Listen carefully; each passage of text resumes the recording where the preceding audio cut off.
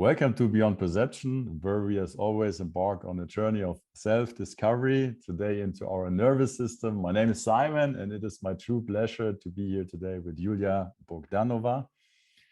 Yulya, you are a nutrition consultant and a stress resilience coach specialized in breathwork, embodiment, cold exposure, and nervous system education.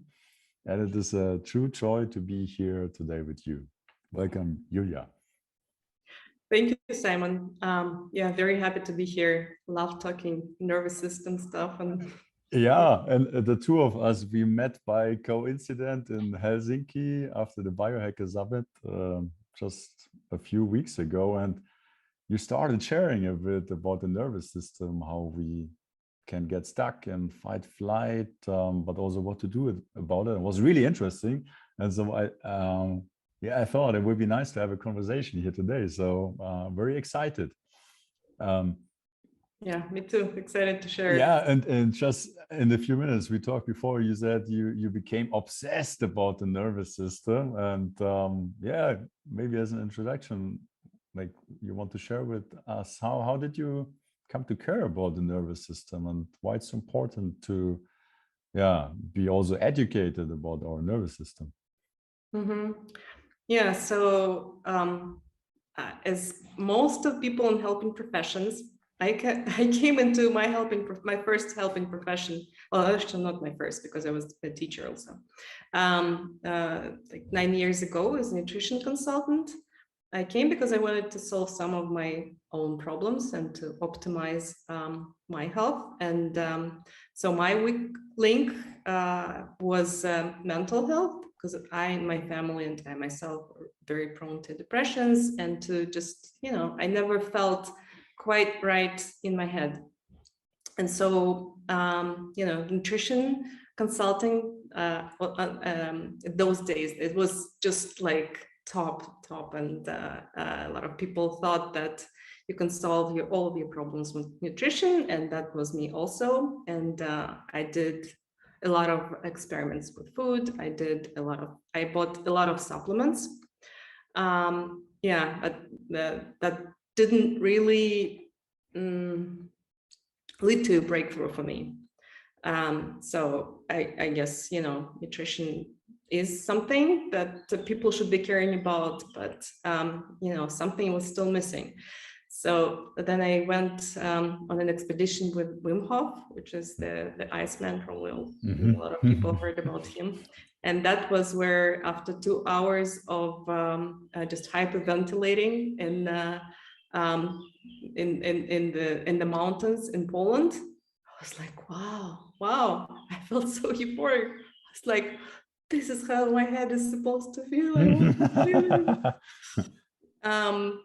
And then so I started digging what I could do, did one certification, but it was quite, they're like, when you get into it was one method, and when you get into different methods, sometimes it's various methods, they just promote some things, for example, techniques, but they can be quite strict. And so after a while, the boundaries were too small for me. So I felt that, I didn't want to stick just to techniques. And then I met my mentor now, Casper, and I started breathwork program with him. And I still do. I'm his level 3 masterful breathwork coach. And that was a big step up and quite a big breakthrough, but still something was missing. And it so happened that I signed up for an embodiment program. And so I was not sure whether I needed or not. Embodiment, body, I guess it made sense for me because the breath is connected with the body. So maybe that could be, I thought maybe the effect of the breath work could be enhanced by being more in the body. And that started the whole new, opened up a whole new perspective for me on how important it is to be in the body, because a lot of actually breathwork coaches, some that I know, they focus on the breath, but then they forget about the body. And the breath is part of the nervous system, and the body is part of the nervous system. So it's, it's if you don't take into account the whole body from head to toe and just focus on the breath, then you're losing something, losing some connection, and some integration of your, I think of your mind and body is missing. So for me, it really changed things when I embraced myself from head to toe. And it can be scary at times, but then it's really, you really feel at home. It sounds lame a little bit, but it does feel that way. And now, as I told you, I come from Russia. I have lived in Berlin now for 4 years, but for me, the war, Russia's war against Ukraine was quite a hit, and so my nervous regulation took a big hit also. So I was frozen. Probably a lot of people know about our stress responses like fight, flight, and then if those are not successful, then we go to frozen. So I felt like I was frozen for a couple months, but then I guess I really was able to take this as an opportunity to learn more and to go into the psychotrauma and deeper nervous system education in the context of the body and of our physiology. So not from the cognitive point of view, I'm not a doctor, I'm not a psychologist, but what can we do through breath, movement, touch, intention? How can we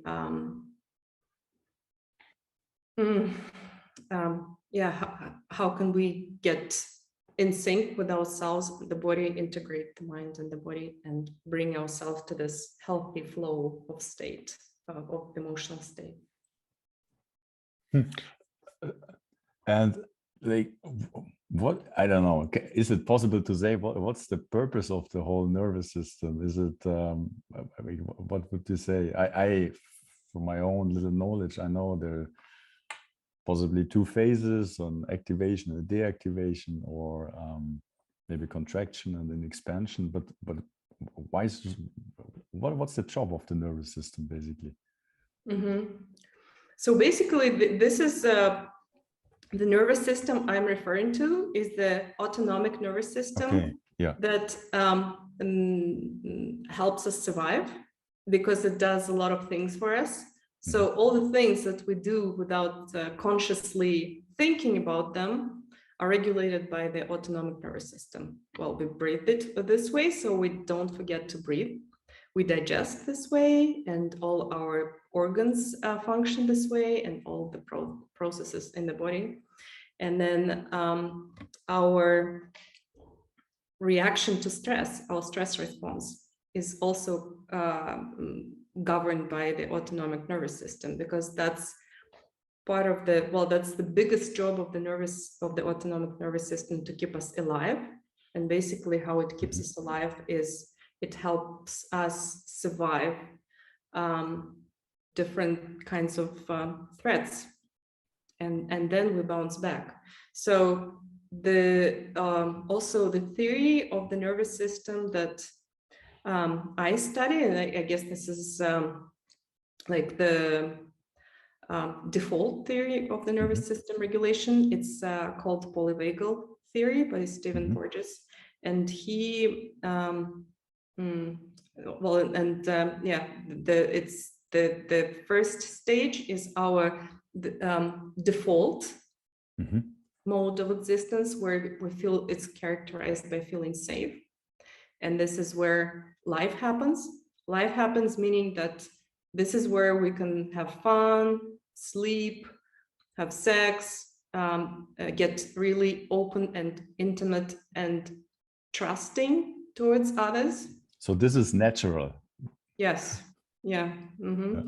Yes. That's good to emphasize that. Yeah. So it's kind of the place where we're supposed to live. Yeah, yeah. And then from there, we're supposed to react occasionally to threats that come our way. And then it can be fight or flight, where we do something where we can think that we can fight or that we can flee. Basically, some physical action is built into this response.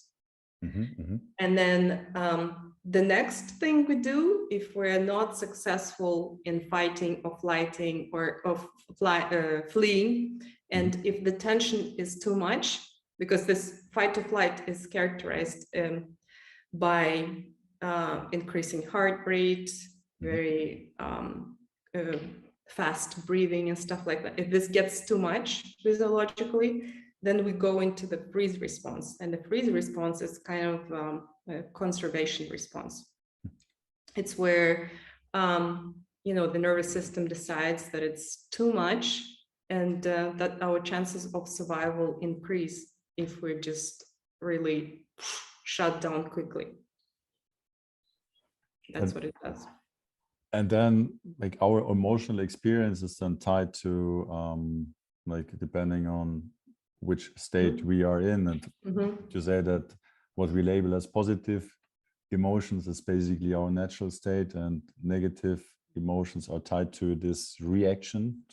Yeah, it's and I wouldn't even call them negative emotions, because they, I mean, we consider them negative, but actually they make a lot of sense. Yeah. But yeah, so this states, they're characterized by different emotions. For example, the stage where we're supposed to live. So this is where we feel joy. We can be curious. We easily learn. Yeah. What else? How else do we feel when we enjoy life? Well, basically, those emotions live there. Yeah. And then, but it gets when we get more tension, then we can feel worry, anger, anxiety. Anxiety, for example, we discussed that it's very widespread nowadays, and this is the flight. Right, when we want to escape. And then when we get up and go to the freeze conservation response, then it's depression, apathy, and basically shutting things down. So our nervous system just, like, in a train, this switch that, shuts down everything inside of us really fast. Actually, the interesting thing is that our relaxation response, it's called parasympathetic response, or parasympathetic nervous system. The freeze response is also parasympathetic. So they're characterized both by just going, slowing things down.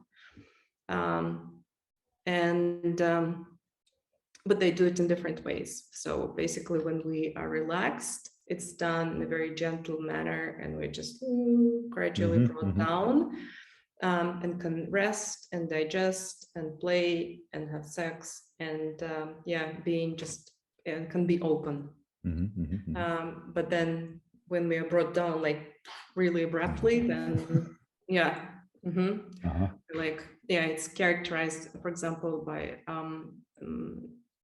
muscular tension, by a lot of muscular tension. So basically everything just gets frozen. Your facial expression is really this is where flat face, like a mask, like a mask, like sometimes you think about some people, wow, he really is good at controlling himself, like he doesn't show any emotion. But it's actually... I can relate to that. Have you been there? Yeah. Yeah, many years. How did it feel? That was the worst. There was not even a feeling. Like it seemed that there was no there was nothing I could report as a feeling. It felt very, and I could not even say I felt disconnected, because I thought this is it felt like a machine. Maybe that's the best I can describe it. There was not really some feelings I could feel and then describe. So it was more like a cold, mechanistic managing of life. Yeah, more like the kind of controlling and forcing me to do things, but it felt not like felt not alive. But I also had no context in the sense. So yeah, like I just knew my experience, and I thought, okay, this is how it is. And that's also why it's so interesting to what you just said, to emphasize what is normal or natural, but then also compared to, and I don't want to generalize, but what we find in our society or how we grow up, that there's like a very different normal in terms of maybe default emotions, right? I don't know, what do you think about that? yeah. I mean, yes, I would probably rather expect that I will be treated with some caution, or that I will not be trusted, rather than people will be open to me. And actually, I was myself not open at all for a long time, and yeah, that was also my reason why I came into the health space. Yeah, but this is like very interesting how our nervous system actually also controls our facial expression. Because how would we say what Stephen Porges, how he calls this first where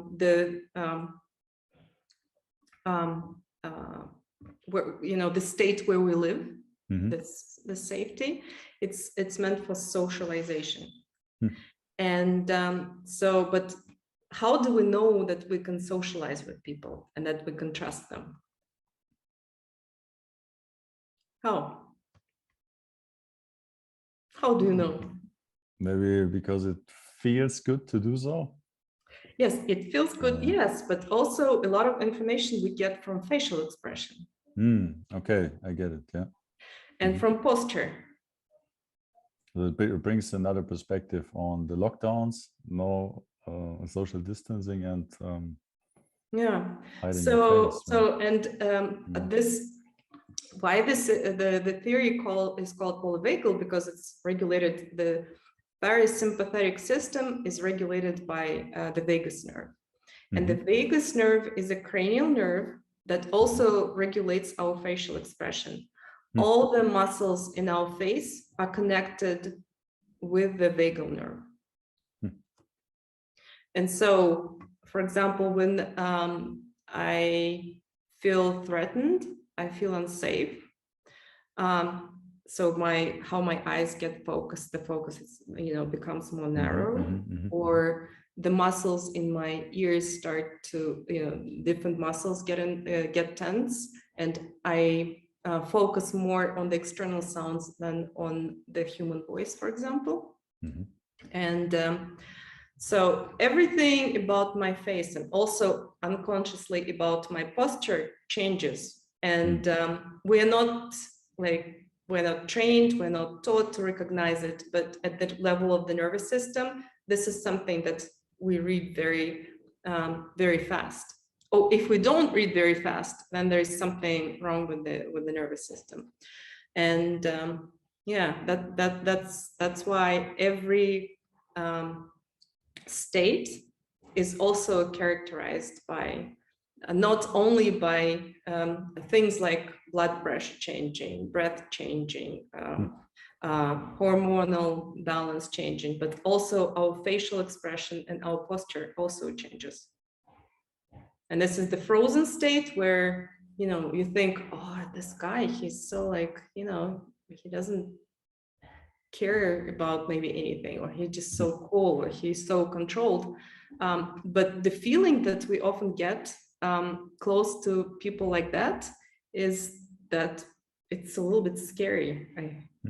And yeah, just a couple of months ago, I was on a trip and friends of ours were there, and the guy just saw he was so frozen. So I was, you know, and I know basically already how to deal around frozen people, because I know that it can be intimidating or scary and stuff like that. But it was still hard. I could feel all the time we were together that I wanted to contract and just get tense. And so, yeah, sometimes we just don't pay attention. If we do, we also notice our reactions to people in different states. And so natural would be to basically go into these fight, flight, freeze responses, but then also come back from them. And this, like, my question to you is not happening to many people or in our society, but what would you say, that we rather, like, instead of living in the natural, social, engaged, like joyful expression, like we seem, that's my my question or my hypothesis is, like, we seem to be a little bit elevated into a continuous living in fight, flight, or freeze. Yeah. So basically, the healthy flow or the health system regulation,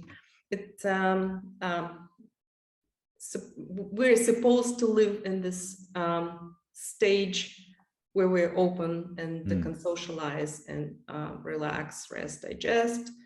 And then we kind of get out to defend ourselves, and then we get back and we return to, you know, having fun and being curious and playful.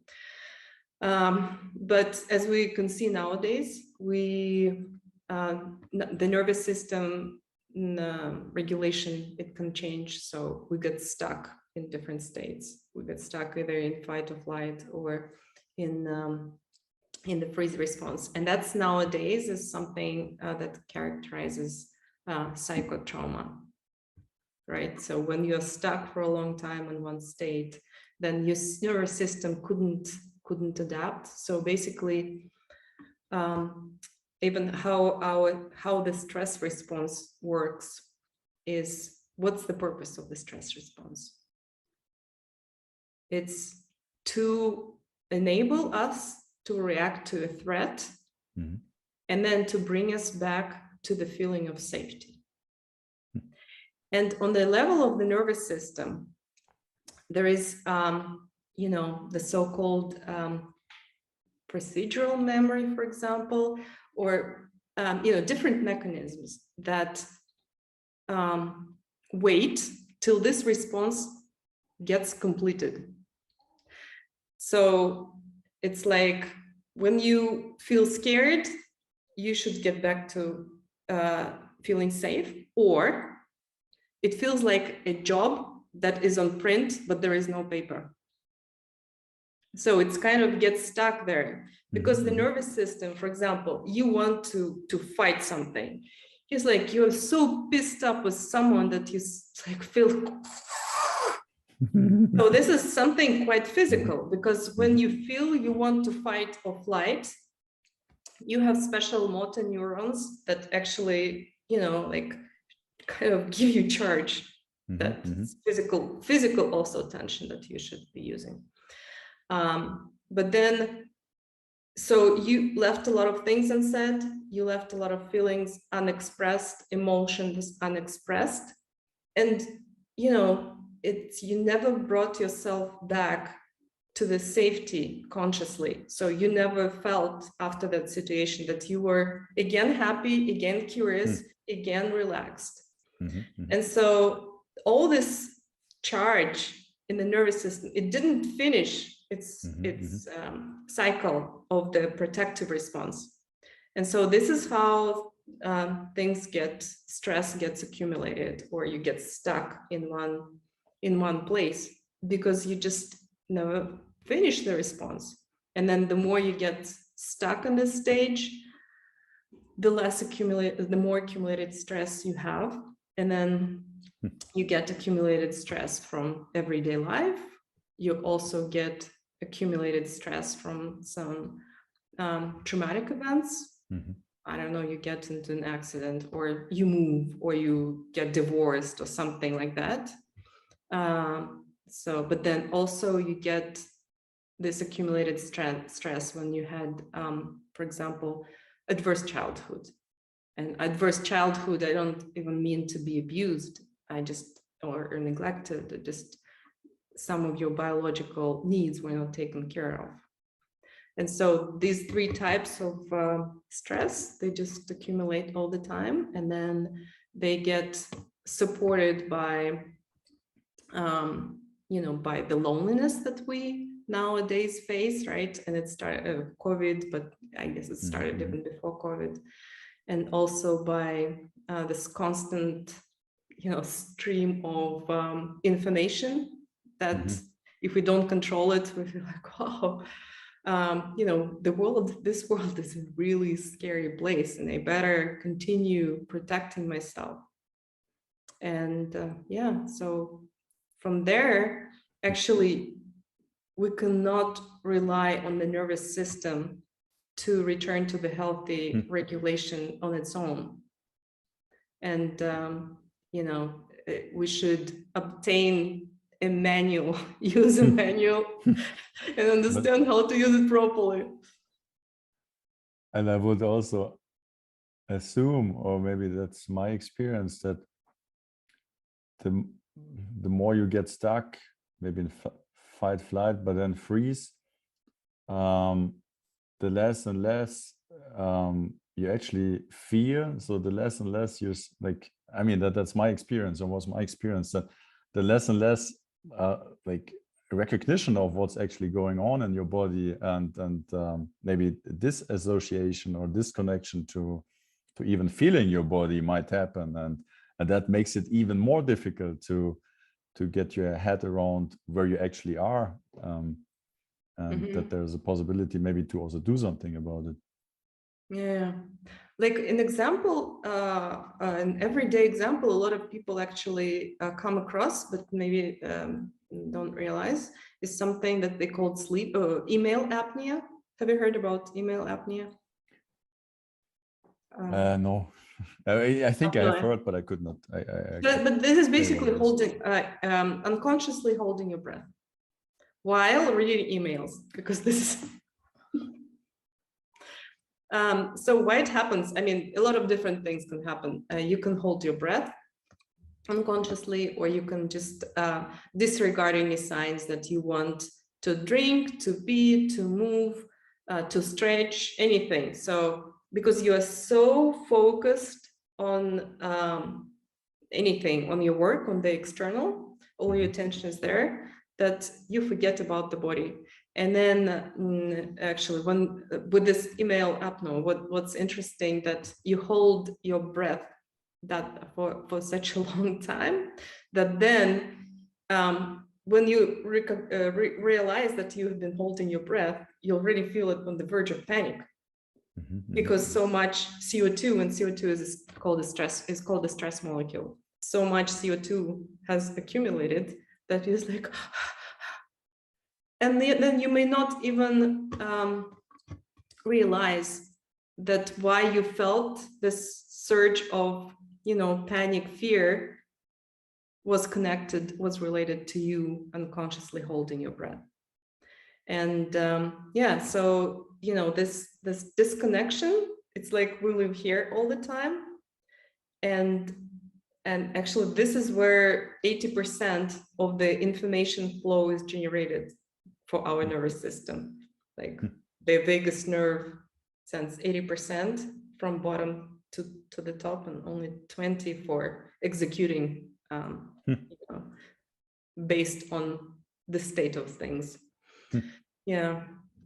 And is this, I believe this is what you call the sixth sense, like an awareness for internal interception. It's called interception. Interception. Yeah, and it's the awareness of your own sensations and emotions. And so basically, if you ask different people, well, what's happening in your body right now with the sensations and emotions, most of the people say, everything fine, okay. And Mm-hmm. yeah, but then actually there is a lot of stuff going on every single second. And well, we're supposed to make conscious decisions based on this information on the one hand, but on the other hand, it's also like the gut feeling, how this physiological basis of the gut feeling and of your intuition. You kind of collect information from internally, from from internal sources and external sources. And kind of you just feel what's going on here, and you're not surprised by the emotion that's generated here then. And you know what you like, what you dislike, what you want, what you don't want. Because nowadays, actually, it's also a question that I get a lot. I work with women mostly. And so like quite a big thing in my community, at least, is it's like, yeah, I have no idea what I want. Even what I want to order at a restaurant, I just have no idea, and I don't know how to tell, right? Then I have also a couple of friends who were in psychotherapy and after some traumatic experiences, and then they were recommended to, well, just do something for yourself, just something that brings whatever pleasure. Yeah. Like, what do you want? I know that exactly. Yeah. Oh, you do? Yeah. What do I want? I have no clue what I want. Yeah. So, and how are you supposed to know? I mean, you cannot just, then if you rely on your cognitive brain to know what you, I mean, it has no basis, right? You just like imagining things, or, provoking another thought cycle. But then you're supposed to know what you want, what you like, what you dislike from just feeling it. There is yes, there is no, there is I don't want it, there is I want it. Yeah, and actually there is a guy also, Gabor Mate. Do you know him? Yes, not personally, but yeah. No, have you heard of talks? Yes, yeah. So he's making a case that this is what's also called authenticity, when you are connected to your inner sensations, and then you can express yourself this way, and you actually use it. It works the same way as your immune system, the emotions, because also you just feel what you need more of, and you feel what you don't want more of. And then all this work, like when protecting your space and stuff like that, it becomes more natural, right? From whatever toxic people, toxic whatever places or something. It's like you just know you don't want to be here, and or you want to be here and with these people, and it's somehow when you have this intrinsic feeling, it's like you feel it with your body. It's much easier to act on it than if you, like when in psychotherapy, right? They teach you, well, then how about you just say no, or say these words, or what do you think? And if you just feel it with your body, then you just kind of do it most of the time. It still, of course, requires an effort. So from your experience, is then to heighten one's awareness for internal sensations is the bridge to kind of come out of a frozen state, for example, or to come more into that natural flow again? Yeah. Well, strong emotions, I mean, they come for a reason. So to get out of the frozen state, you're supposed to know how to release your anger, or how to safely feel the anger and the hate, and to express it also physically. Yeah, because, well, we touched just briefly on negative versus positive emotions. But positive emotions, it's just the ones that are comfortable, I guess, and negative emotions are the ones that are uncomfortable, and we instinctively want to get away from them. And we're encouraged actually to get away from them, because you're angry, how can you be angry? Just possibly that makes them negative, no? Yeah. But we start thinking they are not okay. And just forgive him. He didn't mean anything. Or you don't have a right to be angry or to be pissed. And yes, but of course we do. This is how this is like biological, right? And yeah, so frozen state is characterized by this helplessness, where the nervous system feels that it couldn't really protect you. That's why it brought about the conservation response. And so you need to feel that you can protect yourself, and then feeling or safely expressing anger, hatred, whatever. Actually, it's very important. But you need to have the capacity of the nervous system to do so, because if you are in a shutdown state, if you are in a weak state, then it might be too overwhelming. But yeah. So you need to release that charge, which is basically suppressed. That would be my interpretation. And you also need a safe container so that you actually can return to safety, or what you described before, and not that you get lost in maybe a very traumatic or depressed state and cannot find your way out of it anymore. Yeah. So basically it starts with training your nervous system to feel safe. Just focusing on how safety feels internally and externally, because our nervous systems gets used to the feeling of danger, threat, and it gets easier. And actually there is some this neuroplasticity of our brain. It supports it, because the more we feel something, the more effort or space of the brain is given to this, to feeling something. So we need just to train our body, brain together to feel safe again. And then when we found this feeling of safety that we can end those stressful reactions with, then we can train yourself and go a little bit into uncomfortable zones. Just with breath or with touch or with movement. And then come back to safety, and then get bigger and bigger and release more and more. And would you say that, I've heard that before, that the body releases only what you're capable of handling in that specific moment, or is that nonsense?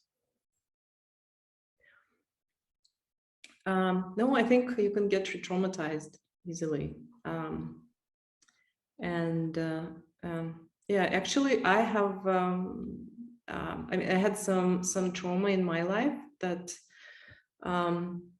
also inspired me to learn about it.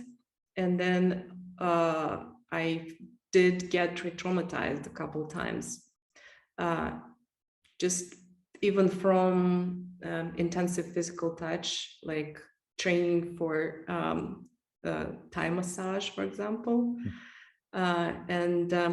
No, I think actually you need just to be very, very careful, and whoever you work with should be also very gentle, not to overstep the boundaries. And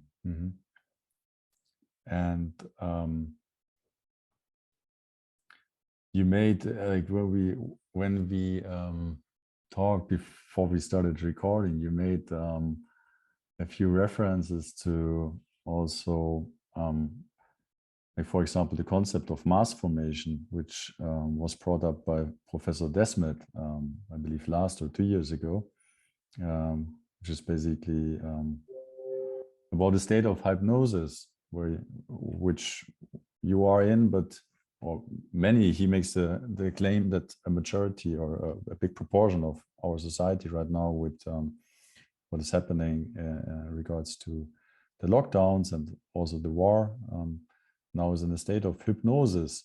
The tricky thing is if you are in that, you don't know that you are under hypnosis. No? And you shared also, maybe you can share a bit about that, how that concept fits into your understanding of the nervous system. Mm-hmm. So basically the steps, and correct me because I know the first 2 steps, that people get lonely, really lonely, they can get anxious, and then you know, that's why they get easily manipulated by the system, and that's why every idea you know, that to them feels like it can be related to their anxiety, and that it can elevate their anxiety. They just go for this idea, but it actually doesn't make them less lonely. It just because they're not supporting each other and they're not forming communities, but they just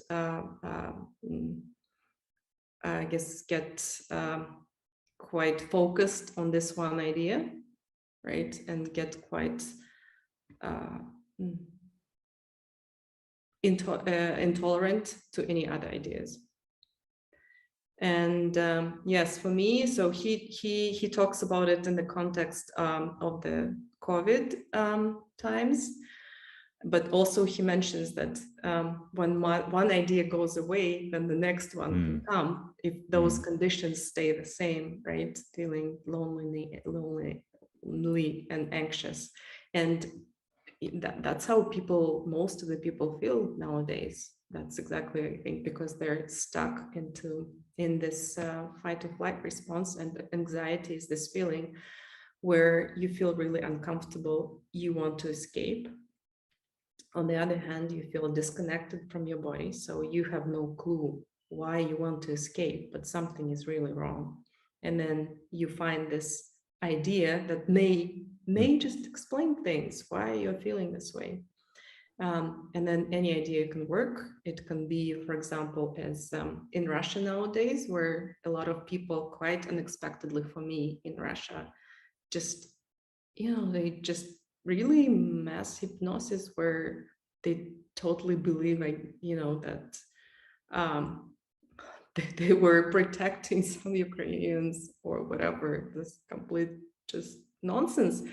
But really, from talking to people that I know, I actually don't go, you know, into political discussions, but I can feel that they really believe it. And this is just so, and it's impossible to convince them otherwise, I guess.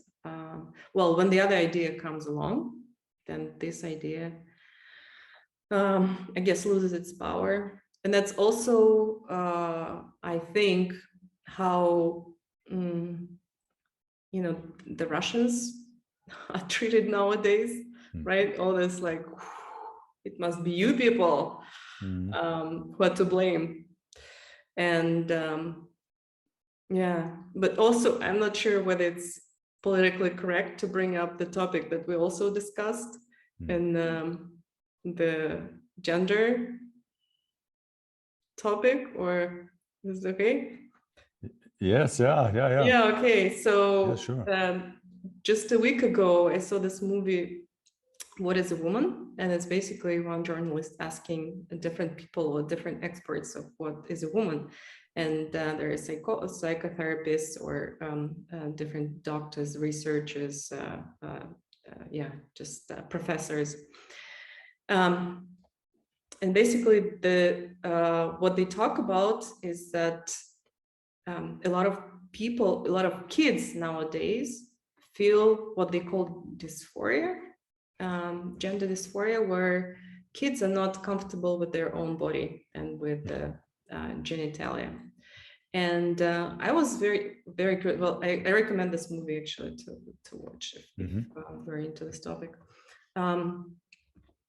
I was curious what they consider gender dysphoria, and so the first definition on Google is like it's characterized by anxiety, and I guess it's the same thing, and it's where the kids, they don't feel themselves, they feel anxious, and they just want to get to a safe place.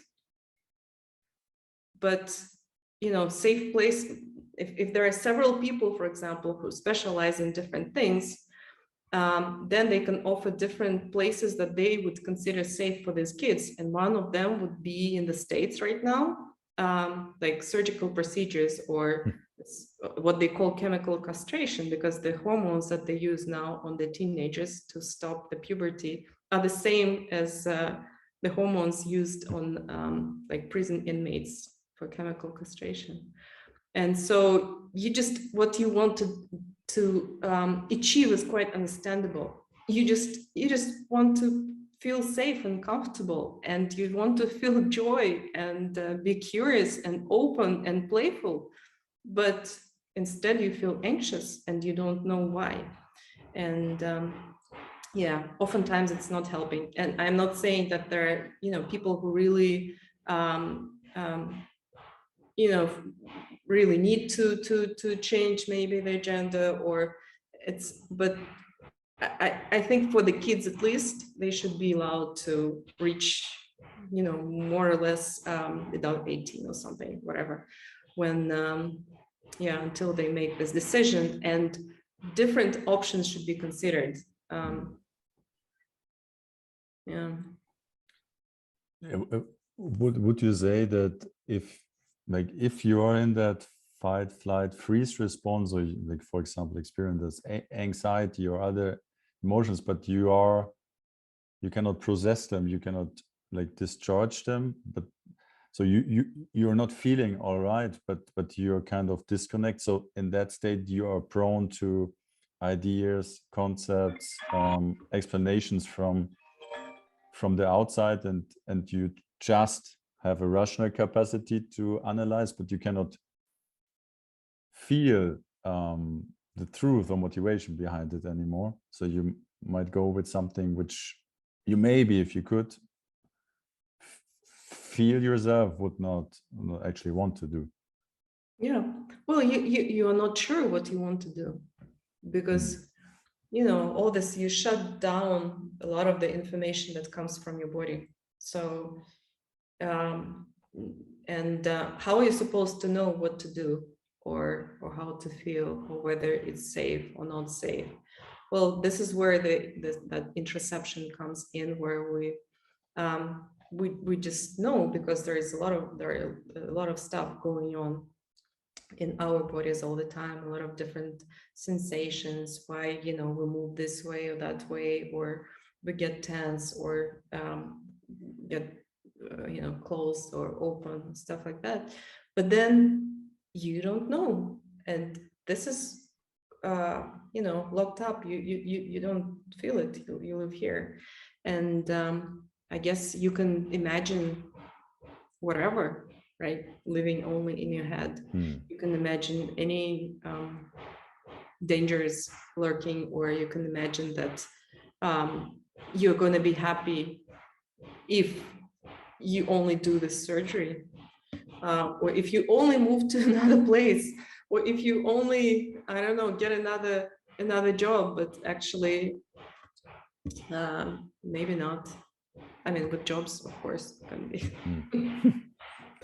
different. So would you say that the only way is like sooner or later go through these like emotions which are maybe some kind of like you're disconnected to, like to feel them and to through that discharge them, so to reconnect yourself with yourself? Yeah.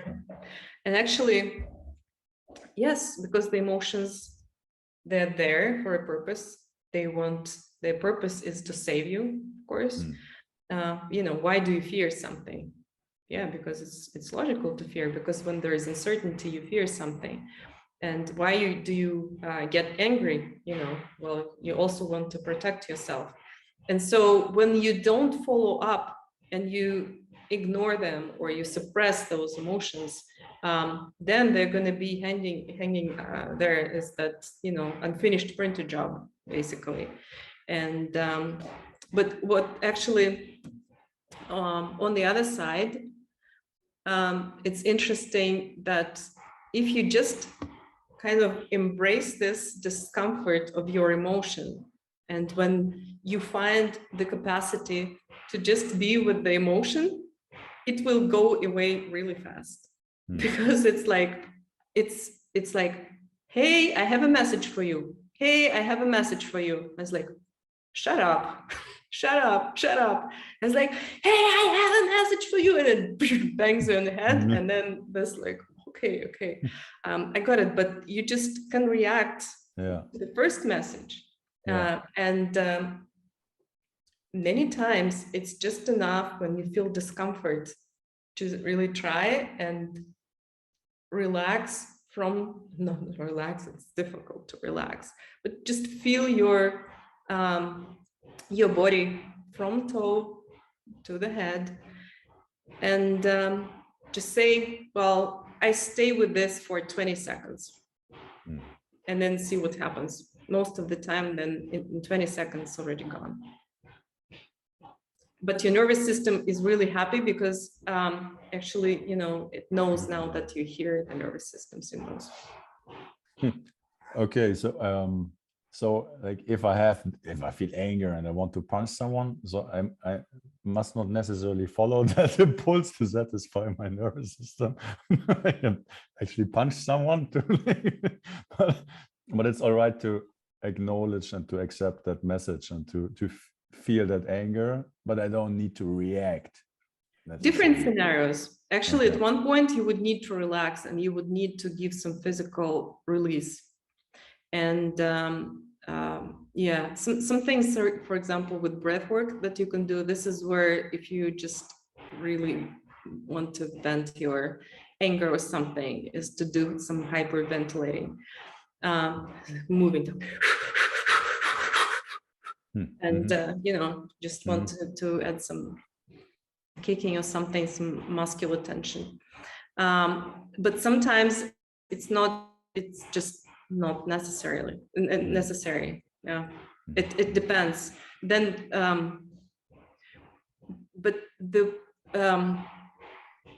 closer you get to your sensations, the more you kind of feel whether you need really to get physical about it or whether just, you know, accepting it is going to do it. And then, like, breath work, you mentioned it before, that would be a method to like to step into those unprocessed emotions and to release them in one way.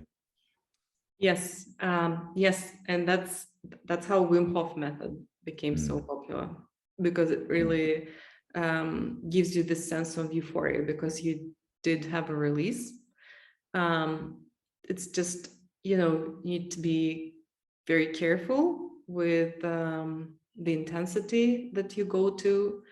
For example, I did, when I just was starting with breath work, I would have some women who were in my gentle weight loss programs, and then there was also breath work.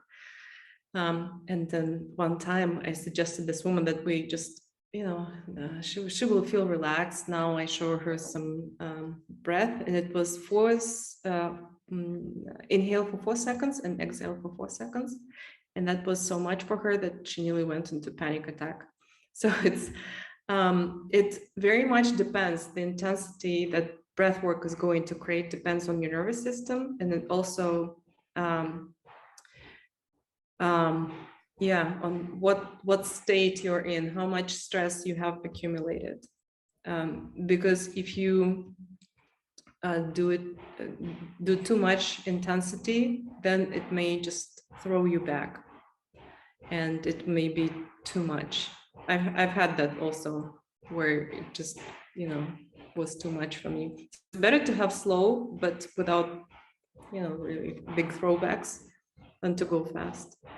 So is it really about checking in with your own nervous system, which might be very fragile, and then step by step building it up to be able to process or withstand kind of more and more charge in that sense? So.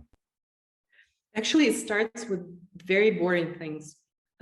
It's also, when people come, they often expect some challenging stuff, because that's how we, I guess, are supposed to deal with, whatever, self-development, or that's how we're supposed to overcome some difficulties to get better. Yeah.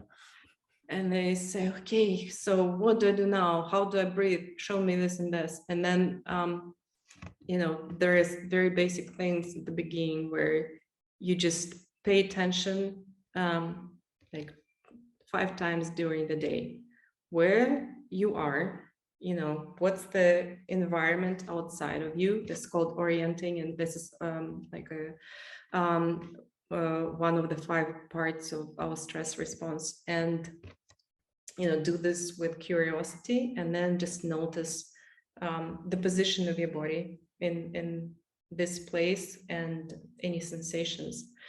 And so then what we discussed also, how you pay attention during the day, when you hold your breath, for example, or just following your, like meeting your basic needs that we usually forget about, like peeing on time, drinking, eating if we are hungry, or like even yawning. Yawning is one of the things that really resets your nervous system, and we usually and again, another printing job not finished. So really simple things like that, if if we practice them for even 2 weeks, we already notice a difference. And then the capacity of the nervous system to take the stress and to respond increases, and then we start to add more challenges.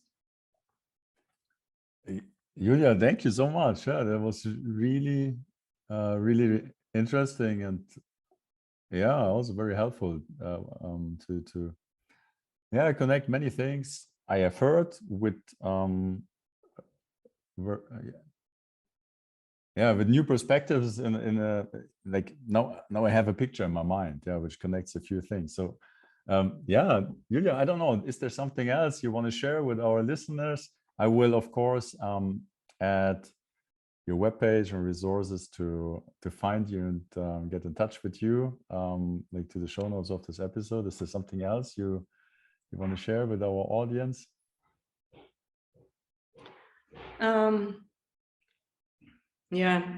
I think maybe one thing that, we often hope that something outside of us changes, or people, something or somebody around us, changes, but really we only have control over ourselves.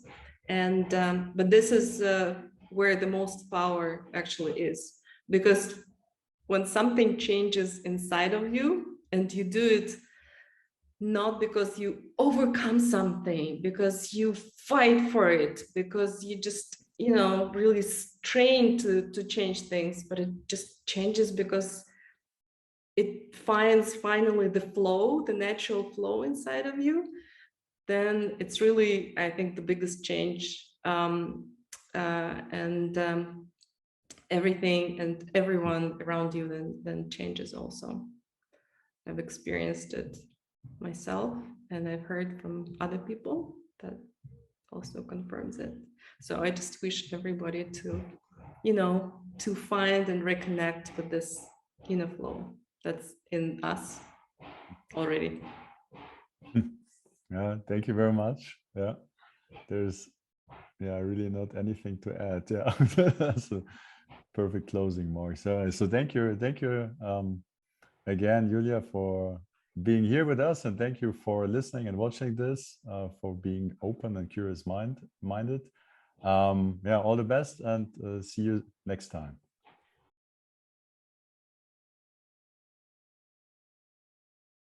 Fokus schafft Realität, das haben wir alles schon mal gehört, aber was bedeutet das genau? Ja, das heißt, dass wir ursächlich sind für unsere Lebenserfahrung, für jeden einzelnen Moment, ob wir glücklich, freudig, erfüllt oder vielleicht gestresst, ängstlich, frustriert sind. Ja, unser Fokus entscheidet, denn er schafft unsere Erfahrung.